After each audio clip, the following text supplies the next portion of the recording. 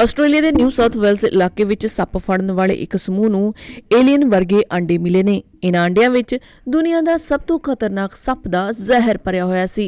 ਇਹ ਜ਼ਹਿਰ ਇੰਨਾ ਖਤਰਨਾਕ ਹੈ ਕਿ ਜੇਕਰ ਇਨਸਾਨ ਦੇ ਸਰੀਰ ਵਿੱਚ ਦਾਖਲ ਹੋ ਜਾਵੇ ਤਾਂ ਉਸ ਨੂੰ ਦਿਲ ਦਾ ਦੌਰਾ ਪੈ ਜਾਵੇਗਾ। ਦੱਸਿਆ ਜਾ ਰਿਹਾ ਕਿ ਇਹ ਅੰਡੇ ਈਸਟਰਨ ਬਰਾਊਨ ਸੱਪ ਦੇ ਨੇ, ਜੋ ਦੇਖਣ ਵਿੱਚ ਬਿਲਕੁਲ ਏਲੀਅਨ ਦੀ ਤਰ੍ਹਾਂ ਨਜ਼ਰ ਆਉਂਦਾ ਹੈ। ਇਨ੍ਹਾਂ ਸੱਪਾਂ ਦੀ ਗਿਣਤੀ ਵਿਸ਼ਵ ਦੇ ਸਭ ਤੋਂ ਜ਼ਹਿਰੀਲੇ ਸੱਪਾਂ ਵਿੱਚ ਕੀਤੀ ਜਾਂਦੀ ਹੈ।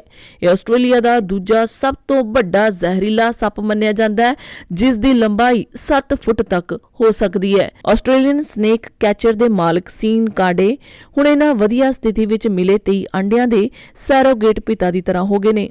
ਉਹਨਾਂ ਨੂੰ ਇਹ ਸਾਰੇ ਅੰਡੇ ਪਿਛਲੇ ਮਹੀਨੇ ਹੀ ਮਿਲੇ ਨੇ। ਉਹਨਾਂ ਨੇ ਸੰਕੇਤ ਦਿੱਤਾ ਕਿ ਇੰਨੀ ਵੱਡੀ ਮਾਤਰਾ ਵਿੱਚ ਅੰਡਿਆਂ ਦਾ ਮਿਲਣਾ ਆਪਣੇ ਆਪ ਵਿੱਚ ਦੁਰਲਭ ਹੈ।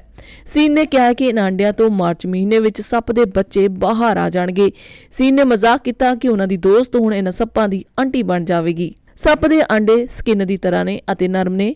ਇਹ ਪੰਛੀਆਂ ਦੇ ਅੰਡੇ ਦੀ ਤਰ੍ਹਾਂ ਬਹੁਤੇ ਸਖਤ ਨਹੀਂ ਹੁੰਦੇ, ਇਸ ਲਈ ਉਹਨਾਂ ਨੂੰ ਨਮੀ ਦੀ ਲੋੜ ਹੈ। ਸੀਨ ਨੇ ਦੱਸਿਆ ਕਿ ਜਦੋਂ ਇਹ ਸੱਪ ਜੰਗਲ ਵਿੱਚ ਅੰਡੇ ਦਿੰਦੇ ਨੇ ਤਾਂ ਉਹ ਉਹਨਾਂ ਨੂੰ ਬੱਚਿਆਂ ਦੇ ਖੁਦ ਤੋਂ ਨਿਕਲਣ ਲਈ ਛੱਡ ਦਿੰਦੇ ਨੇ।